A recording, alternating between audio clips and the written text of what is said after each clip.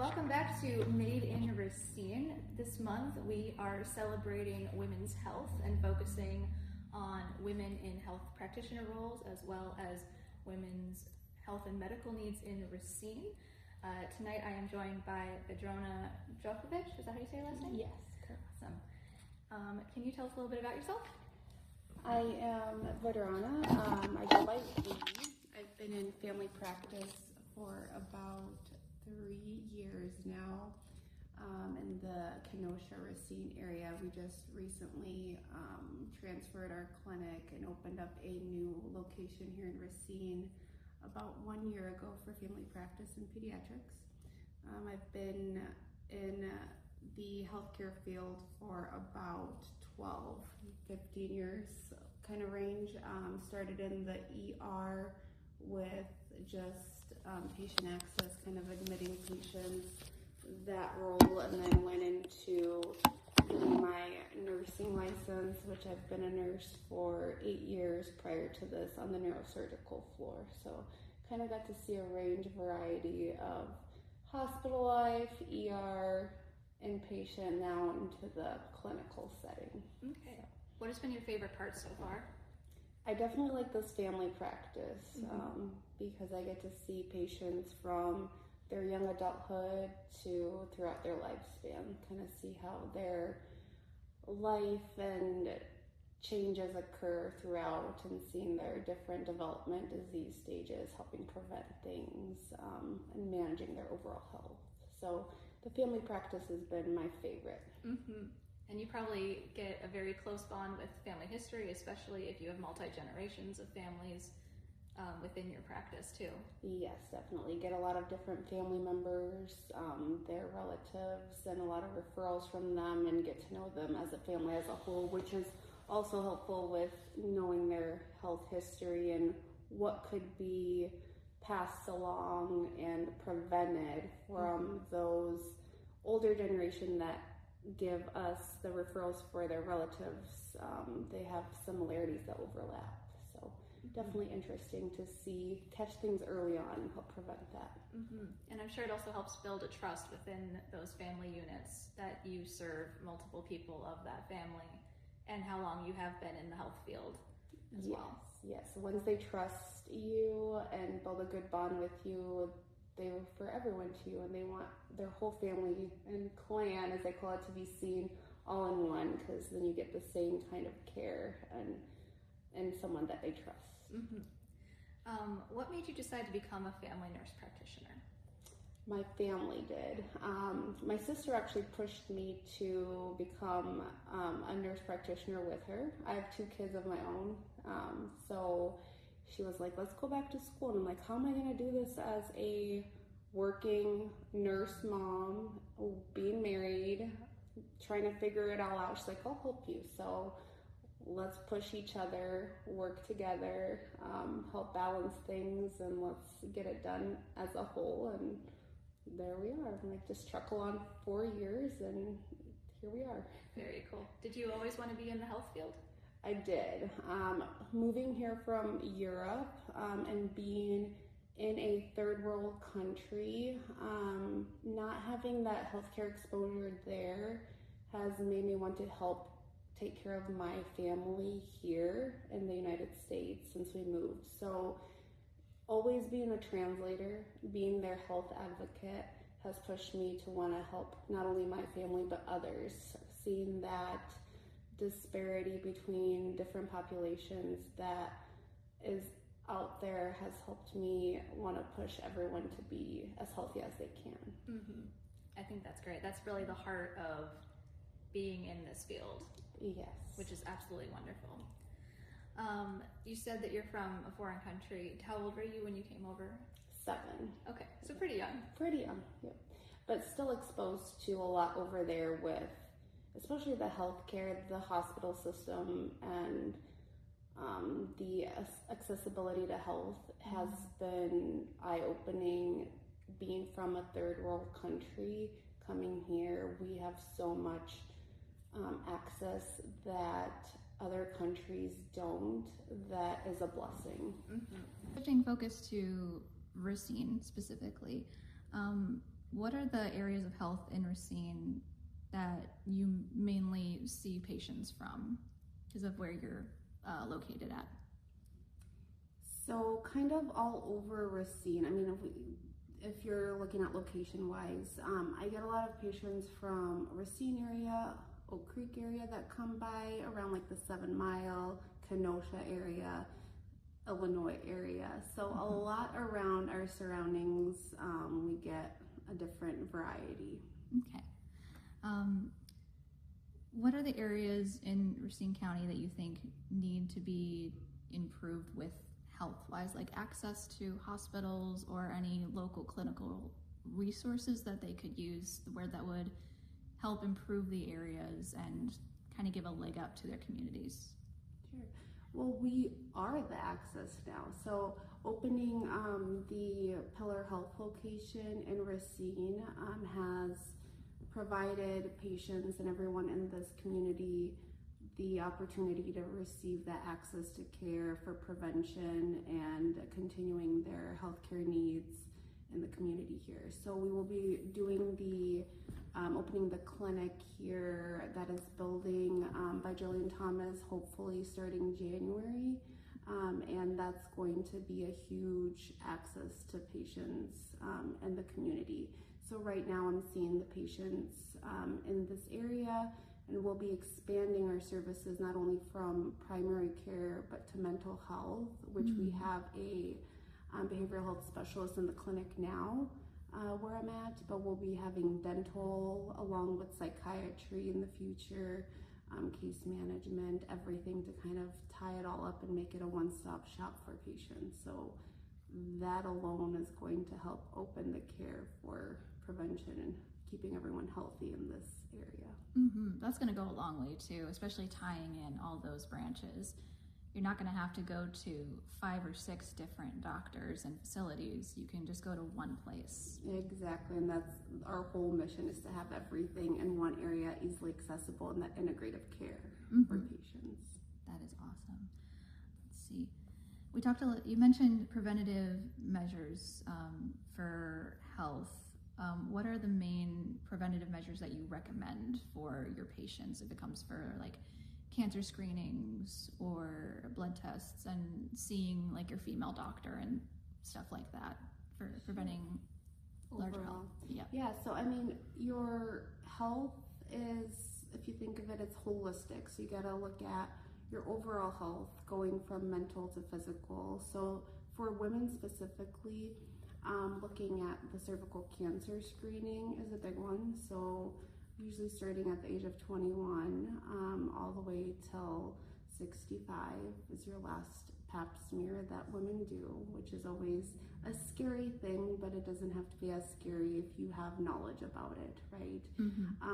They're actually going to be making, hopefully, advances in the future for self swabs for women to make it more accessible as well. Oh, so really? That's going to be probably coming down the line, along with mammograms. So different family histories give you need the knowledge to get the screenings earlier.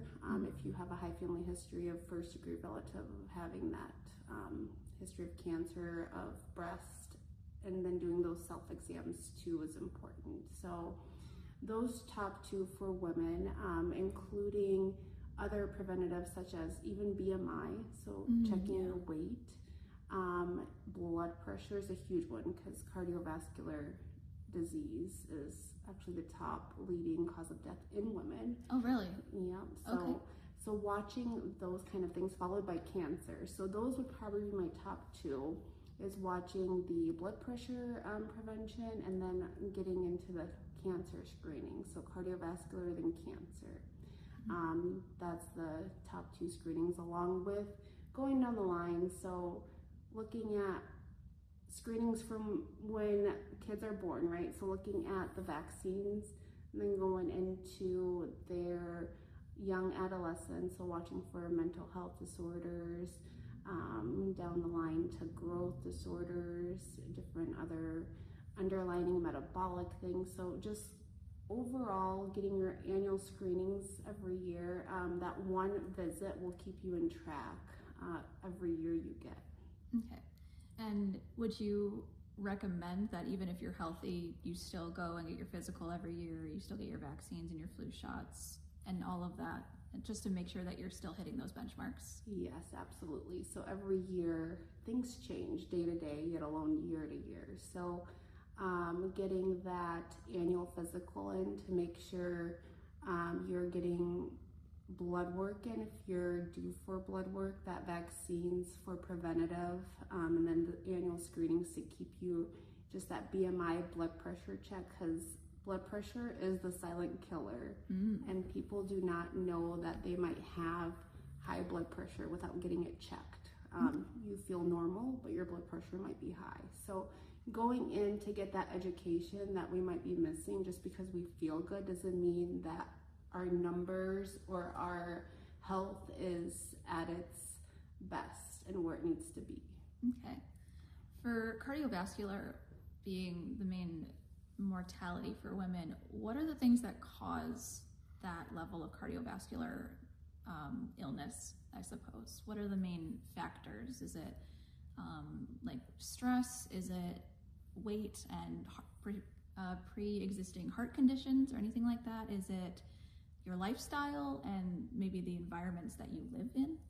All of the above. Okay. So for blood pressure being the silent killer, sometimes people do not even know they have high blood pressure.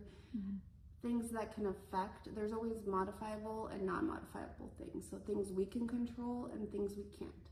So family history is a big one that we can't control, right? So if your family might have a high instance of heart disease, stroke, those things can be passed on in sense of, for example, high cholesterol can be familial. Getting that cholesterol level checked even in kids or young adults can help them prevent the risk of stroke or heart disease in future. Watching a healthy weight, so watching the BMI, making sure that your weight is good with your height and you're getting good exercise and diet. So things to do at home prevention wise, high risk is watching your diet and exercise, getting that good 150 minutes per week, and then watching the salt intake, the fat intake, you know, all the good stuff, limiting it, of all the good food we like, cutting it down a little bit. I know recently they changed how the food pyramid is. That was a big thing that came out in the news, and I don't remember exactly how it switched, but I know they switched from having grain as the big top tier to reorganizing it a bit. Do you think that's going to help improve cardiovascular because we're focusing on eating different groups of foods more frequently, and how we teach our kids in diets and train our bodies for what we should be eating more? It should help improve it, and I know the schools are doing different things to help improve healthier choices in the school lunches even for the kids, and just changing that as well. Getting that servings of fruits, vegetables, whole grains, getting away from the fast foods, the junk foods, all of that, the processed foods. That's where the disease process starts, of diabetes, hypertension, the cholesterol. That all builds up even in young adulthood.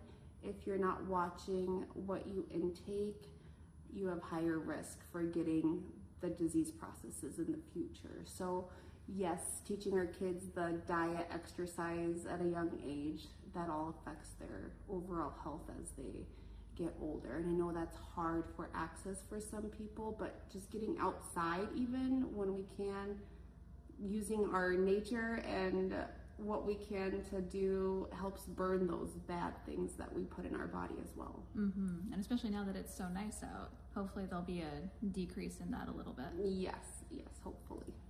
Given that our food market is so heavily processed, have doctors seen a shift in the last 20, 30 years in terms of cardiovascular health related to poor diet because of what's more accessible and like in grocery stores and also in restaurants? Has that been negatively affecting people's health overall?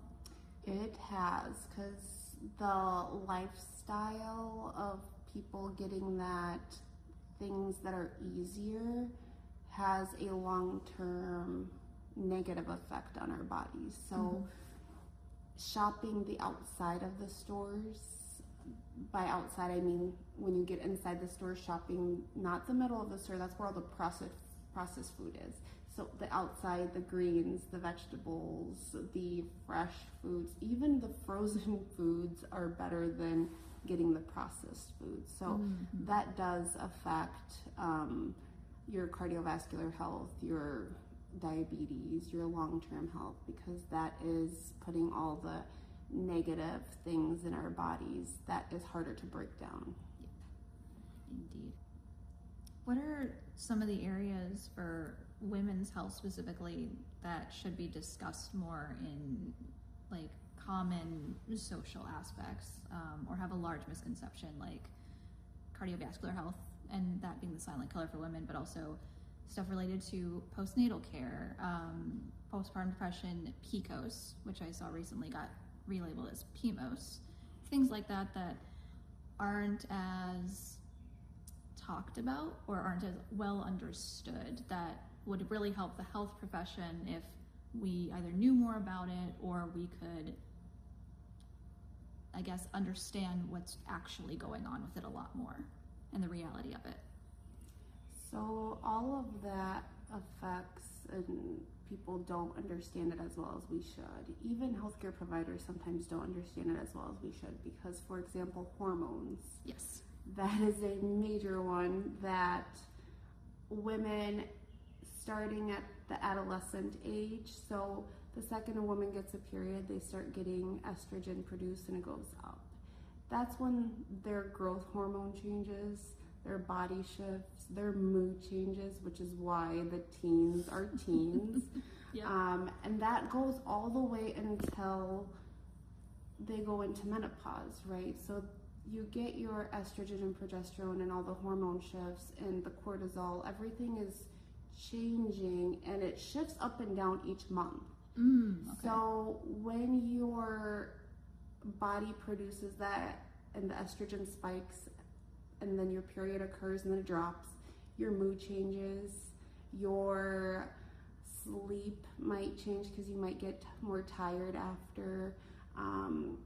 You get physically exhausted because you just had a menstrual cycle and you just released all this blood, right? And you're now feeling fatigued because your iron might drop, and you might be feeling a little dizzy, lightheaded. It's a huge domino effect that a lot of people don't understand, and it affects every woman differently because every woman has an individualized cycle and plan that their body goes through, not wanting to, right? It's not like we can control these things. It's not like it's fun. No, and I don't think a lot of men understand that either. So looking at that, you know, why is my wife moody? Why is my mom being rude today? Why is, you know, we can't control the mood. That's just the makeup of women. We can't control our hormones going up and down. That's what our body is made to do, right? Yeah. And then when you hit that menopausal stage, the estrogen drops. So then your period goes away, right? And when the estrogen drops, that's when the cardiovascular risk goes up. Okay. Because estrogen is used to help protect the heart too. Yes. It helps decrease the bad cholesterol, helps increase the good cholesterol. And when it drops, it puts women at higher risk. Okay. So not only that, your whole body then changes. You start to slow down with that dropping. You're gonna get tired. You're gonna get dried out. Everything kind of slows down. So the woman's body is incredible. Like, we're made to bear children, produce life, and then go on to, you know, it shriveling up at the end with the estrogen dropping, everything else. It's like, it goes through a huge roller coaster that not a lot of people understand. So it's, when women come in and they don't understand what's happening with the symptoms they're feeling, it takes a lot of education to explain well, this is why you're feeling this, and kind of go down the line of things. Like, this is somewhat normal. This is what you should feel. This is what you shouldn't feel. This is what we can do to help. There's so many different things that go on that roller coaster that can be guided if you have the right person and the right team to help you understand it and guide you to help you feel the best. For understanding these sort of things, what is most beneficial and how do we get it kind of into the mainstream conversations? Like 60 years ago, women wouldn't really talk about childbirth, sex, periods until you went and saw a doctor and, were married or going through that process yourself. It wasn't talked between moms and daughters or grandmas and granddaughters about, this is what's going to happen when you hit a certain age. This is what happens when you have sex. These are the things that occur. So how do we go from it's not really talked about or there's a lot of misconception to having a better understanding socially of things that men and women health-wise go through, so that way there can be a lot more helping each other and less problems and health risks associated with it? Yeah, so finding that person you have an open relationship with in your life that you trust. So whether it's your mom, your grandma, your sister, your provider, anybody that will help you get the right information and education. So that's why as a primary provider, I try to really build that good relationship with my patients and open up the door for them to be honest with all of their healthcare needs. Throw in humor, throw in that trusting relationship, that personable connection, just to let them open up, because it's not a fun topic to talk about. Like people get nervous sharing their sex life, their prevention needs, their concerns, noticing the what should be considered normal helps them open up the door to let you know what's not in their bodies. So getting that good relationship and getting down to like, this is the prevention, this is what you should be going through, this is what your body's doing now, helps those patients open up the door to asking those questions. So that's where the annual physicals come back in, because every year is so different. Even with trying to conceive, trying not to conceive, preventing that, different stages have different questions, and it's like a whole deep hole of questions and thoughts and information that you just need someone that can help guide you there. So that's where we come in place, or finding that person that you trust to help ask those questions too. And it sounds like each person is in a sense a mystery, where they're probably going to go through similar things depending on their stage of life and their family history and their overall health. But like you said, their hormone makeup is different and any underlying conditions could be different.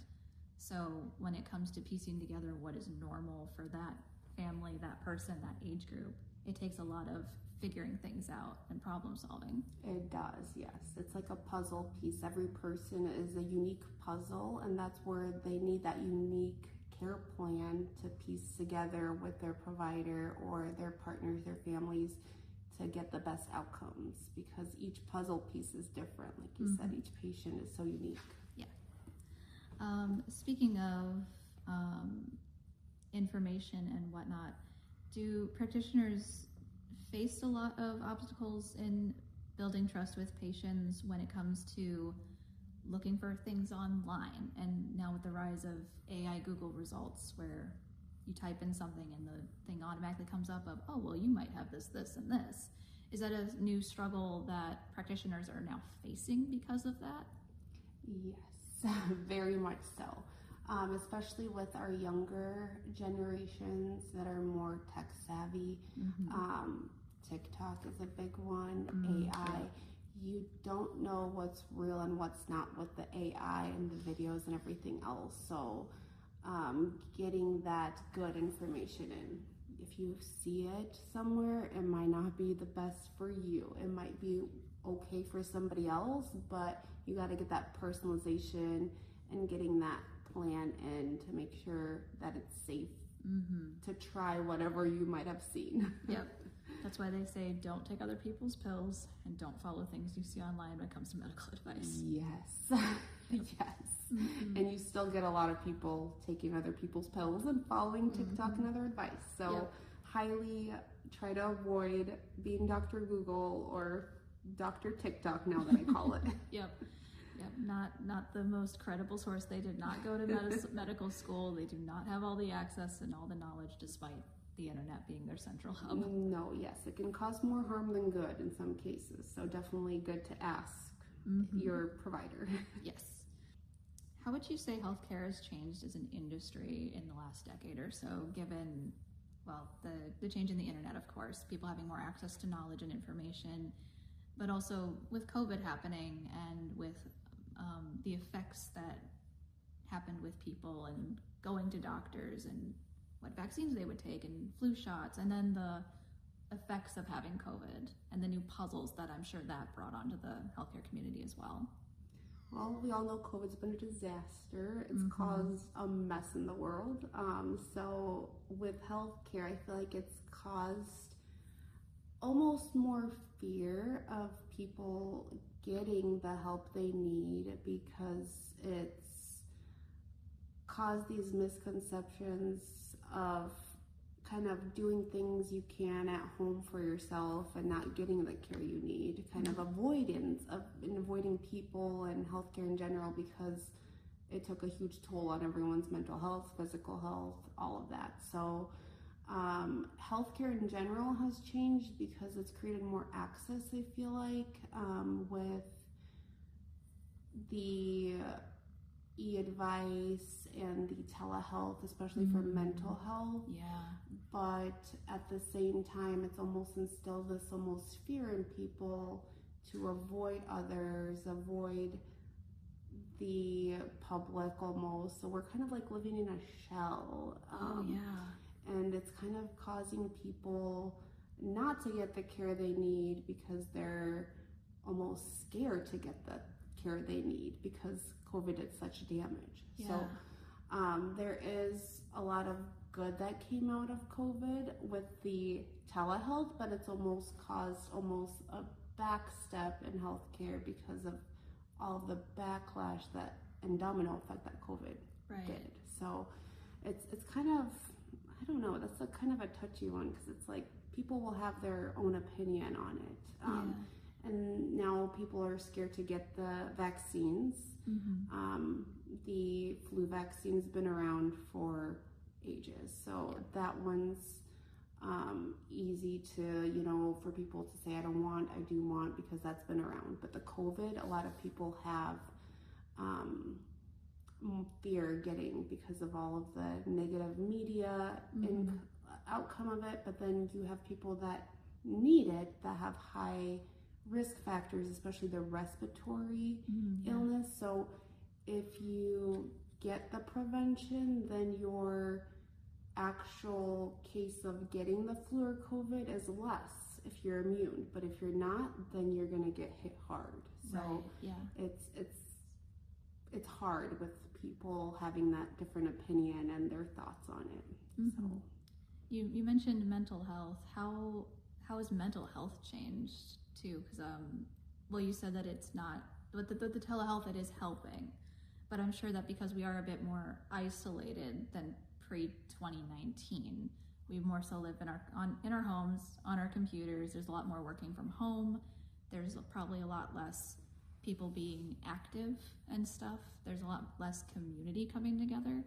How is that taking a toll on mental health, especially in kids and in maybe poorer communities or communities with less access to resources and stuff like that?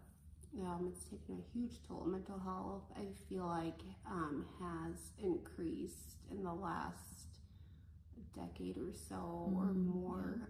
It's on a rise with, not getting enough outdoor activity or exposure to others. that does isolate you, causes increase in anxiety, increase in depression,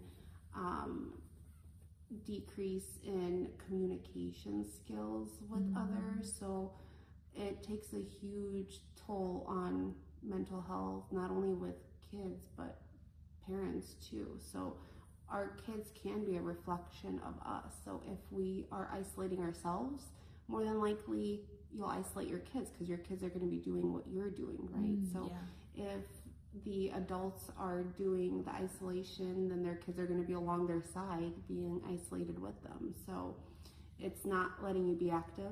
Getting outside, getting the vitamin D alone helps your mental health, helps boost your energy, boosts that serotonin. That's a natural way of boosting your mental health, is getting the outdoor activities in and getting exercise. So I think we're forgetting the basics of staying healthy, is getting that exercise, the water, the physical activity, human interactions, everything in between of staying healthy. It just makes you feel better talking to someone, or being outside, or having a coffee with someone, a play date, anything. So it's definitely isolated kids, and I think the mental health has increased. But we do have all of those mental health specialties and providers, luckily, that help hone in on that and help those little ones and their parents sort through the problems or the mental health concerns that they might have. So, you know, there's personal therapy, there's family therapy, there's group therapy. There's so many different therapy types, and we offer all of those too. So it's nice that there is resources and availability for people that are struggling. And therapy doesn't have the same stigma that it used to 10, 15 years ago. It's far more accepted. Yes. So A lot of people are more willing to get that help they need with getting their expressions and feelings out there to that third party that's not biased, not judging, not going to formulate an opinion of you. You're just getting that help you need. So it has been great with the mental health field of getting those e-visits or those telehealth visits, because those give more access to people that don't want to do them in person, and then they get the help they deserve and need to help their mental health. And everything stems from your mental health, in a sense. Everything is connected. It is. And that's another big topic, that a lot of people do not understand how their mental health relates to their physical health. You get the signs of, like, let's say headaches, stomach aches, feeling nervous, numbness, tingling. Some people will even pass out from holding their breath. We forget to breathe. So tying back to the overall integrative health of your mental health, physical health, it's all linked. I know in college a big thing was make sure you stay hydrated, make sure you actually eat something green, and make sure you try to get 8 hours of sleep, because college kids never get that much sleep. College kids struggle a lot, and even men, women. I remember even when I was in college, you know, you're going through all that stress, your body reacts. You miss a period because you're so stressed. Your blood pressure goes up. You start having your hair fall out because if you're stressed, you know, there's so many different physical things that are connected to that. So college kids don't have it easy too. And then going back to the preventive of stuff for sexual, making sure you're not getting any STIs, making sure you're not getting pregnant. There's so many things out there that we're not educated about that are preventative.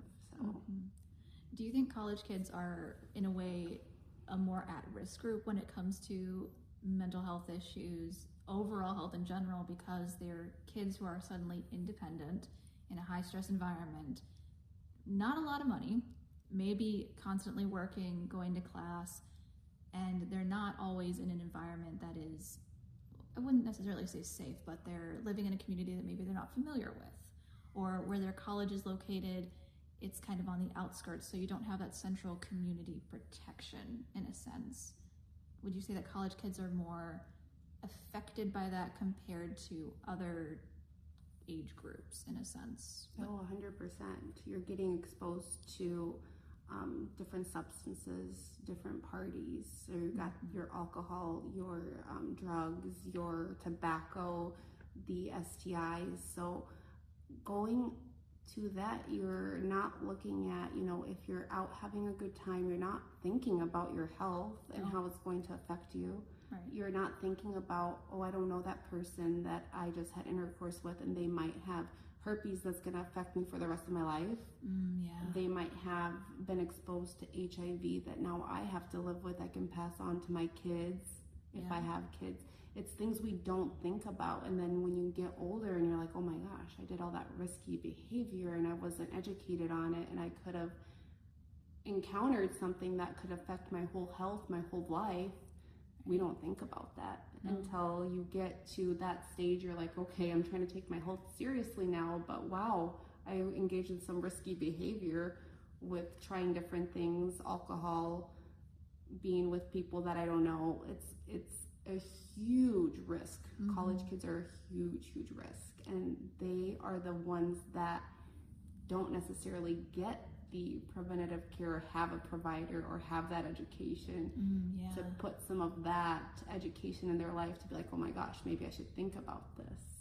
Or those role models that we talked about and before, if you don't have someone to talk to when you're growing up to let you know, hey, if you do this, you might get pregnant. If you do this, you might get this disease. If you do this, you could get heart failure. If you do this, you might get liver failure if you're over drinking. If they don't have that, then they're in trouble, right? So getting that someone you trust, family member, or a provider to get you that education to help you make those decisions would really help. Yeah. I know for me, I'm 29, but when I was a kid, I went through the DARE program in school. So we would have an officer come in and they would talk about drugs and the negative effects, smoking. I don't know if it's changed now that vaping is a thing, because that also negatively impacts your health. Even though you're not inhaling tobacco or weed, it's still a substance. Right. So I wonder if, even though kids may grow up, depending on their environment and their schooling, learning to say no to drugs, weed leads to other things, don't smoke, this is what your lungs will look like, chewing tobacco is not good for you, if there are other ways of implementing that. Granted, the kids don't always listen, and it's the cool thing to do, and when you get out on your own, you're going to drink if you choose to. You're going to enter into that environment. So a lot of it is, I want to have fun, or this is a coping mechanism, or my friends are doing it, or I grew up in this kind of environment, so I'm exposed to it. But are there ways that could help kind of take the pressure off the healthcare community, essentially, and inform kids more before they leave home to go to college, or even on the college campuses, to go, hey, maybe don't do this, or this is what you might look like in 20 years if you engage in this kind of activity?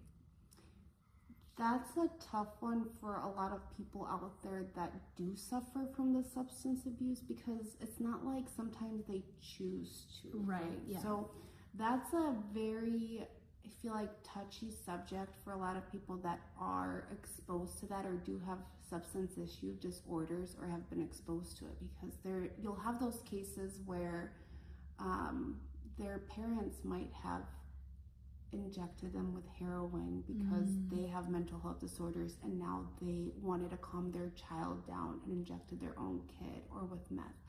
I've seen those cases. And then you have a young adult that has grown up to have that substance abuse disorder, not by choice. Right, yeah. Or that child that's born to a mom who was an alcoholic and now they have fetal alcoholic syndrome. There's so many cases of kids or adolescents being put in those situations not by choice. Right. So substance abuse is a very hard, touchy subject, but there's so many resources out there with different clinics and support and getting the treatment for those people that need the help, getting families in together of that education, or even treating the disorder itself. Right. So if you're struggling with alcohol, tobacco, substance abuse, anything, that is all preventable by getting the education and getting the help you need. Even if you are having the issue, getting to the right person that can help you get where you need to be. Well, Denise, since you're here, what stage is the Lincoln King Center project at that they're putting in over here? Well, there's a building. There's a building. Okay. Yes, it's a very large building. In Okay. fact, I was just looking at the agenda for the the common council meeting, and so they're probably going to be opening, I want to say in October. Does that sound about right? I think we're aiming for January 2027. Let's go with that then. Yeah. Okay. Yeah. And that's going to be a huge impact too, because that's going to be a huge care I think center. a good question is like, what impact would it have? I mean, you guys have been there for a little while anyway. Yeah. But what are you seeing as far as the impact on the neighborhood with being able to have access? That's literally what I was going to ask. So Hey! thank you for wording it. Sorry. That's okay. You're the trained journalist. Well, it's providing that accessibility to the community. So, I mean, it's walking distance for some of these patients or people in the community that gives them the access to care. So, we want to be the safe space for people to come in to get the help they need and the access to healthcare they need. So, coming in and saying, hey, I need this, or I need help with this, or hey, I have a cut in my finger, can you help me? That it's going to provide that access to the community nearby. So with the center opening up in January, that's going to, like I was telling you earlier, it's going to be huge. So providing that integrative care of mental health, dentistry, psychiatry, behavioral health. It's going to be that one-stop shop to get all your healthcare needs in one area, not having to travel far and provide that availability. Not only that, it's gonna be a place for the community and the kids to hang out at. It's gonna be a positive place for the kids to get together and hopefully get active outside, be a safe area to walk around, have just that availability to get your heart pumping, get the cardiovascular health in check, and hang out and be around the people that are in action and helping each other be healthy in general. And it's going to impact generations. Yeah. So that'll be really, really great. Yes. And it'll fill a hole with other organizations that have either been unable to continue, or they lost funding, or they lost a location or a leader within them to bring kids in and give them a good environment, like how Rap Kids was at the Sage Mansion. So that's going to be really, really great. Well, yeah, because your health starts when you are born. You have to, your family and you have to make those decisions to be healthy, and that's just going to be one more extra access point and availability for the community here to hopefully get away from bad exposure and grow the good exposure and prevention that the community needs. A transformative movement, as it were. Yes. How has the closing of hospitals in the area affected the institutions that are still open? I think in both good and bad ways, because if a patient or a community of patients is used to going to one place that they call their medical home, and now that medical home is no longer functioning or in existence, it kind of puts a distrust in other places, or gives them the hesitancy to go elsewhere because they're used to providing that and getting that care in that one spot.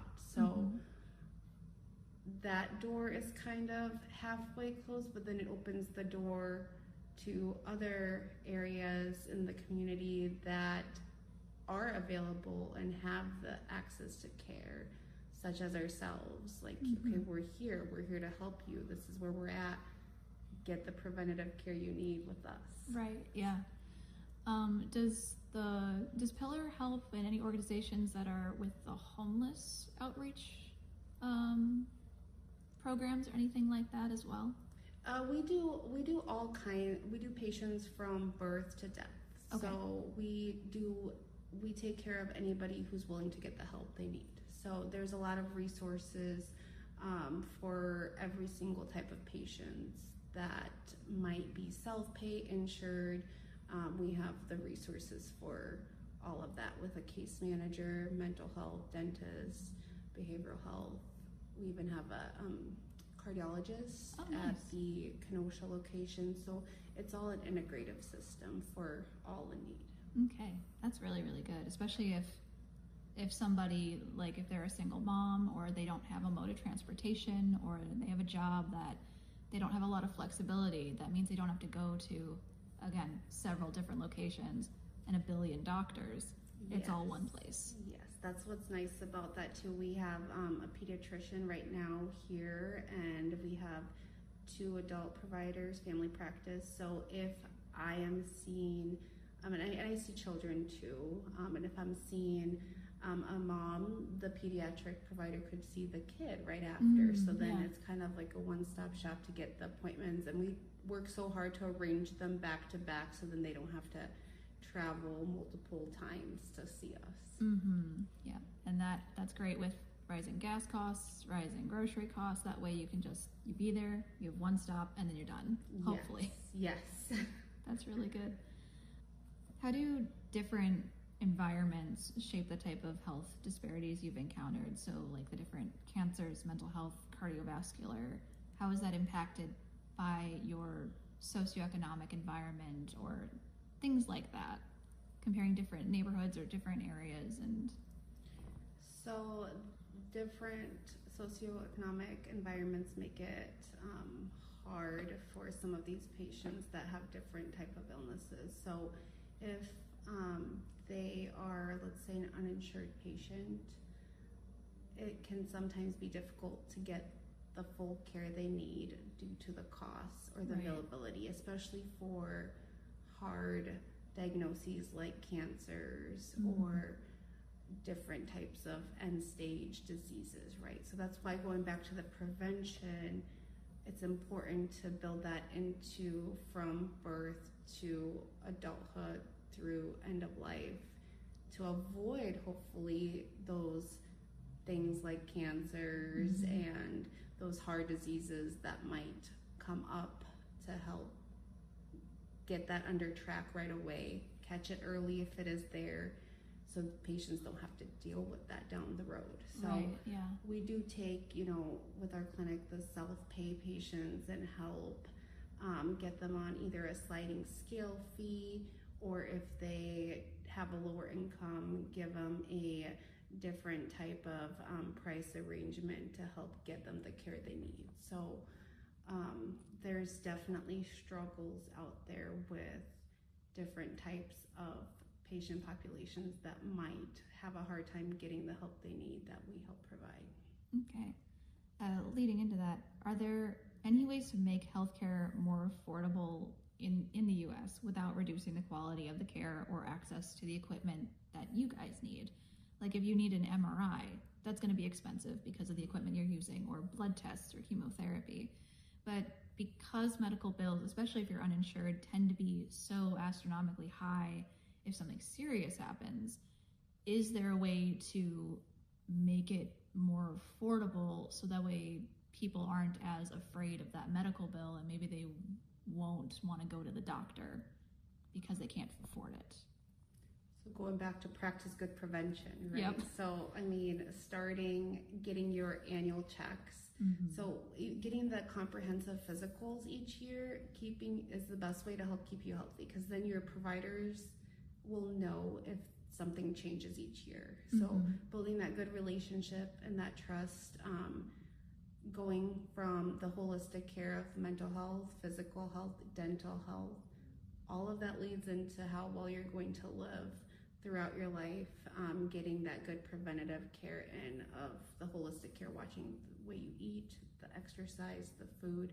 That's going to be the best cost-effective way of living a healthy life and avoiding the hospital and the ER visits, right? So it's going back to the prevention from when you're born throughout your whole entire life. It's the basis for everything. Basis. What about like childhood lead poisoning? Because this particular area has a lot of aging housing stock and lead paint. Do you guys are you doing anything with regards to lead testing with kids? Yeah, so our pediatric nurse practitioner actually partners with some of the schools in the existing area to go in school and do lead testing during school hours, things like that. And then bringing that up in your annual well visits, making sure, I even do it in some adults that might be exposed to lead levels that are higher. So bringing that up in the visits, it's definitely there. We do a lot of stuff with the schools that our pediatric nurse practitioner does to kind of link all that good screening in. That's such a huge thing, that screening. It sure is. I did a whole 5-part series. Oh my goodness, yes. I have read them. Yes.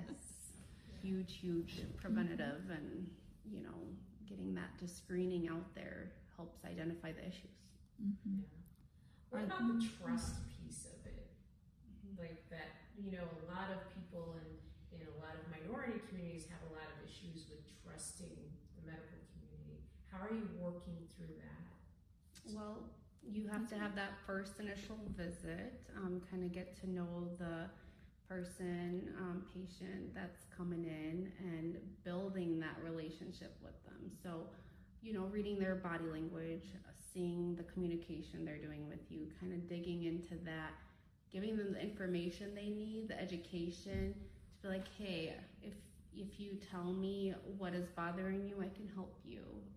Kind of getting that personal. I use my kids a lot. Like, okay, I'm a mom, I have kids. Let's kind of build a connection on that. Do you have kids? Like, kind of going along the ways of, okay, what do you like to do for fun? What's your childhood been like? Where are you from? There's so many different areas and a lot of different people that come in that have had a struggle in the past, that have had hard upbringings, that you can tell they have things bottled up, and we all do. It's just a matter of peeling the onion to get to the bottom of their overall, health concern, their mental concern, might be their dental concern. They might not like the dentist, just their overall life outlook and what makes them who they are.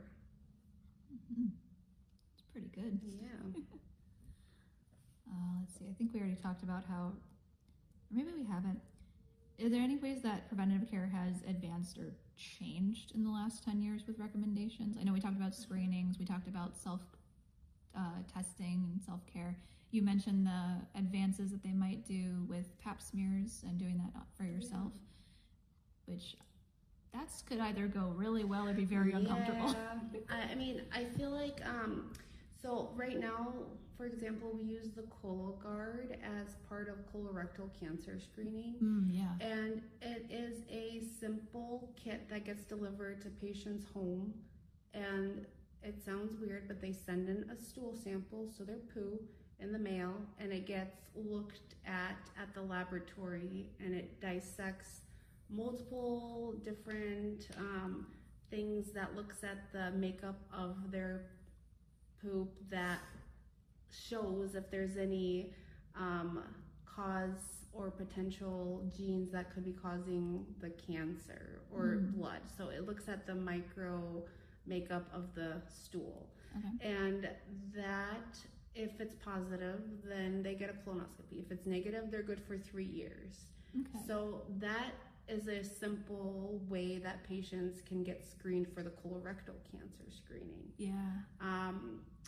I think a lot of people that have the high family history of cancers in their family are not as educated or know the knowledge of when to get the screenings, which puts those patients at higher risk for developing the cancers, right? So looking at giving those patients with higher risk factors, so digging into their family history and saying, listen, this is important.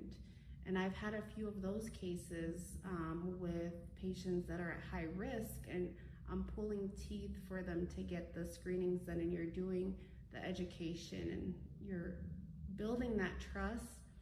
And sure, it might take 1 to 2 years to build, but once you get that screening and they find that precancerous polyp or cervix and they help get rid of things, then it prevents the long-term effect of you developing the cancer. And then they're thankful, you know, oh my goodness, I didn't take it that seriously. Thank you for pushing me to do this. So that is a huge one, the colorectal, and then the mammograms too. I mean, women don't want to get their boobs squished every year or every other year, so it's not something that people are going to be like, okay, sign me up. So knowing the importance of it and what to do if things come up and what's normal, what's not normal. And that's a simple one a lot of women can do at home. So during their menstrual cycle, in the shower, feeling your breasts, making sure there's no lumps, bumps, right? Knowing the difference between what's normal for your body, what's not. And a lot of women don't know to do that even because we're not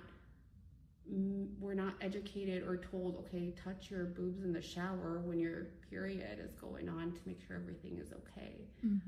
That's not something that the generations talk about as we age. So that's a huge one that we can do at home as a screening. Same with men, you know, checking their testicles, or, you know, just doing the self-awareness of your own body, knowing what's your normal, and if there's something abnormal, to tell somebody.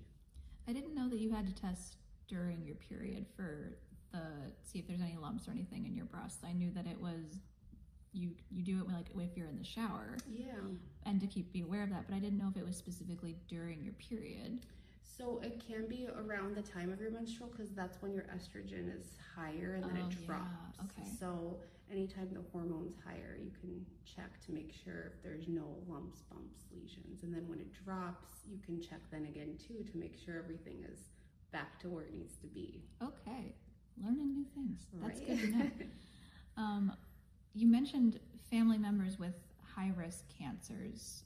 What would you say that means for someone who doesn't know what high risk versus low risk means for family history? So like first-degree relatives. So looking at your mother, your grandmother, sister, for example, for women, if they have a history of breast cancer, let's say they got diagnosed at the age of 45 for a grandma. That puts the mom at higher risk for breast cancer, and she should get screened 10 years earlier than the diagnosis of the grandma. So if she was 45, that puts you at the 35 age risk. So that's usually earlier than what we start breast cancer screening. We usually start at 40 to 45 based on patient risk and decision making. There's different guidelines out there. I usually like to start at 40, but if there's a family history, then you got to start the screening earlier. Or even do genetic testing. So they have that available with the advances of healthcare. That checks for the BRCA gene, and if you're positive for the gene, then you're at higher risk. So if somebody has the diagnosis, they should be the one getting the screening for the genetics. Because then if they're positive, then that gene can be passed on. That makes sense. Are there screenings for a variety of cancers, or just limited to certain ones? Like, is there one for lymphoma or skin cancer, or things like that?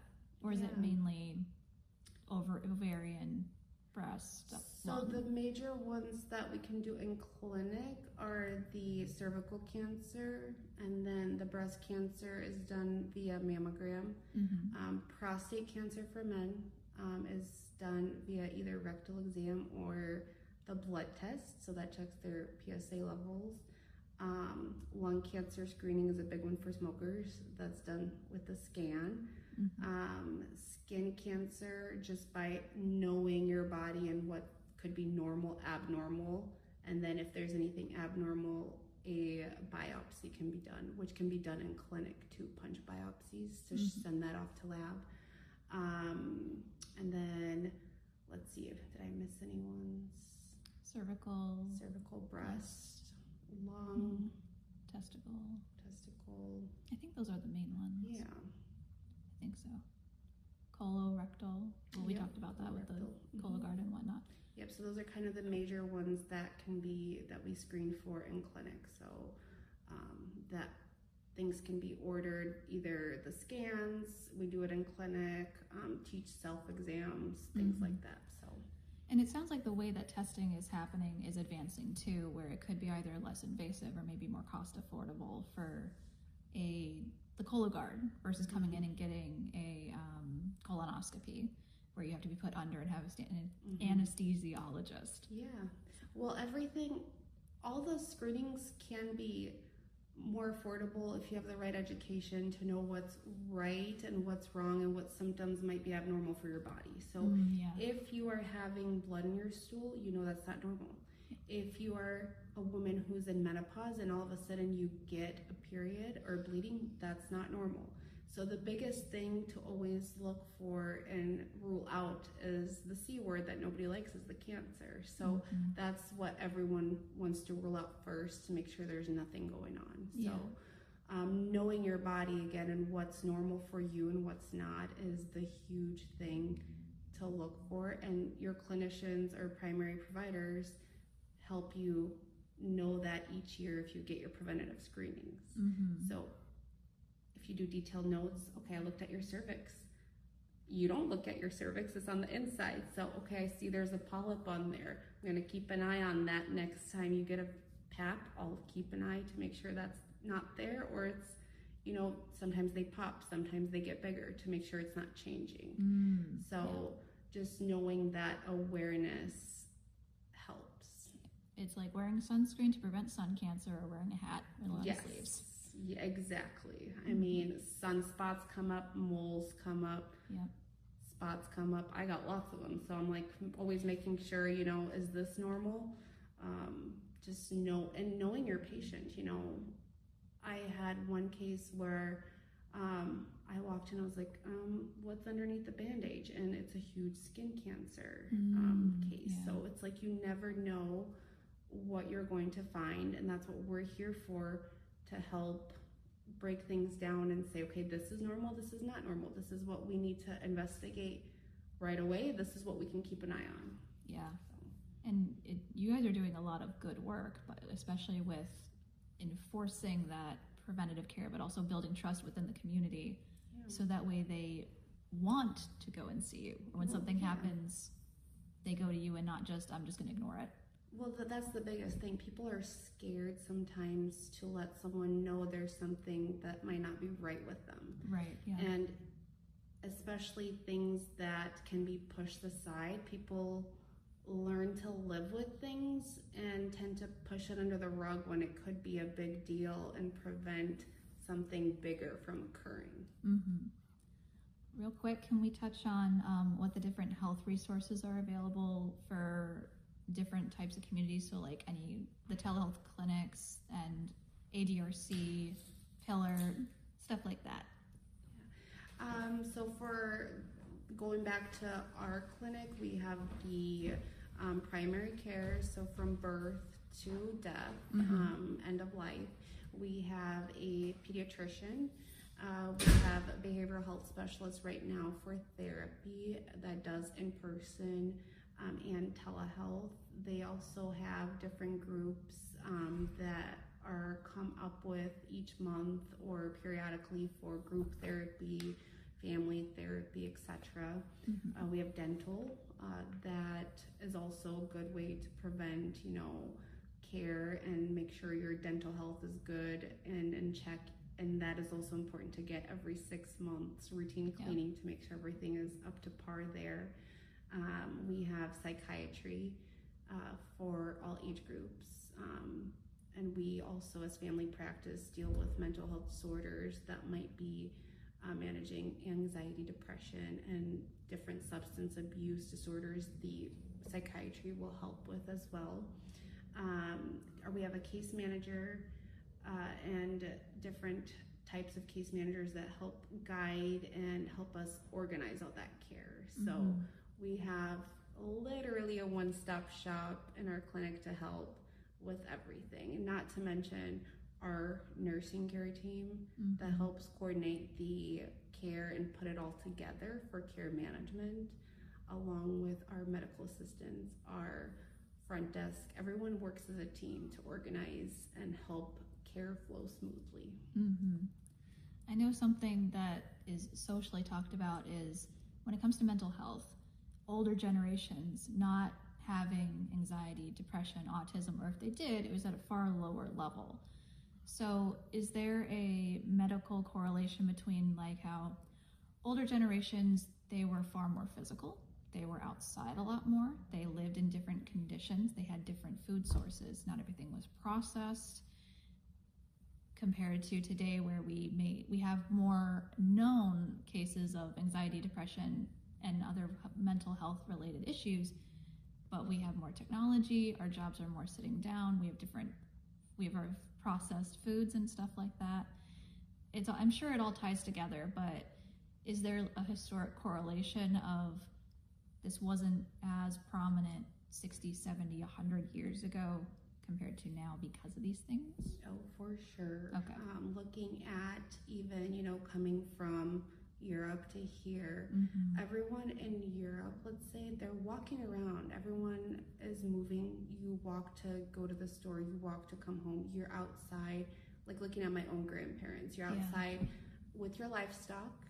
My grandpa lived to be 98, my grandma lived to be 94. So good ages. But they were outside, they lived on a mountain. You're outside, you're moving around. Once you stop moving, you start dying because you're not getting the blood flowing, and all that toxins that might be built up, the cholesterol, the blood sugar, everything is sitting there and causing problems instead of breaking down. Right. So nowadays we live a very sedentary lifestyle and nobody's moving around. Everyone is focused on their computer or the phone, and that's brain rot. You're not building any good human interaction or moving around. So definitely a huge change in the different types of generations. Do you think like farmers, people who have more labor intensive jobs, their health is better in some aspects? Granted, not all, but overall mentally their health is better because they're out in nature, they're getting sunshine, they're eating better, they have healthier habits, and they're more active.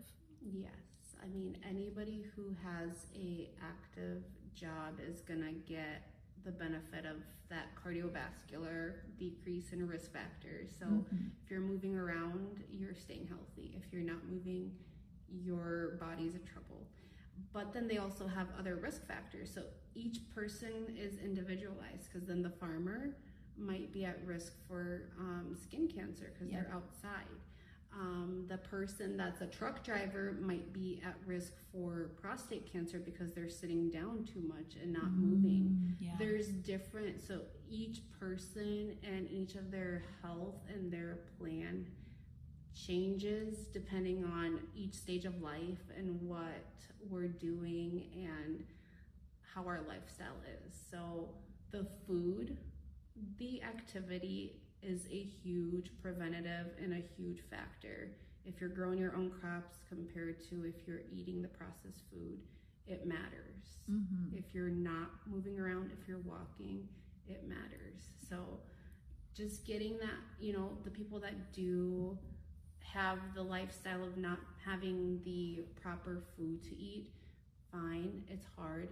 We have to do what we got to do, right? So there's those families that, we might have to take takeout because both the parents are working, but get outside and walk for 10 minutes after. That's going to drop your blood sugar. That's going to drop the bad cholesterol or buildup in your arteries, because you only get one body, right? So if you're putting junk in it, you're going to feel like junk. Yep.